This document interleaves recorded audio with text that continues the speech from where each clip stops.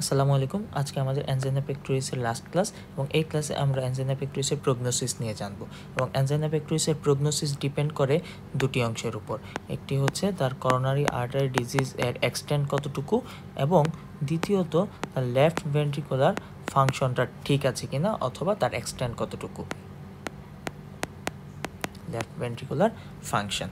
এবং তার একটা পেশেন্ট আমরা অ্যানজাইনা পেক্টোরিসের ম্যানেজমেন্ট করার পর সে কত ইয়ার সারভাইভ করবে সেটার একটা স্ট্যাটিস্টিক্স আছে। যেমন 5 ইয়ার সারভাইভাল রেট 90% কেসে বেশি হয়।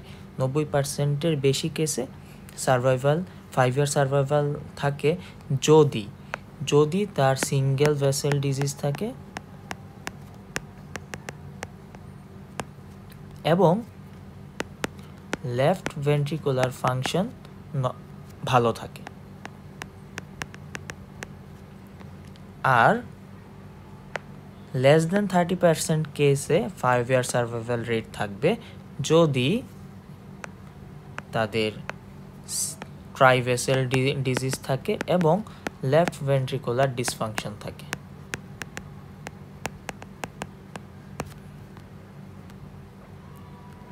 এটা হচ্ছে অ্যানজাইনা পেক্টোরিসের ম্যানেজমেন্ট করার তাদের প্রগনোসিস। Thank you. অ্যানজাইনা পেক্টোরিসের আমাদের ক্লাস শেষ।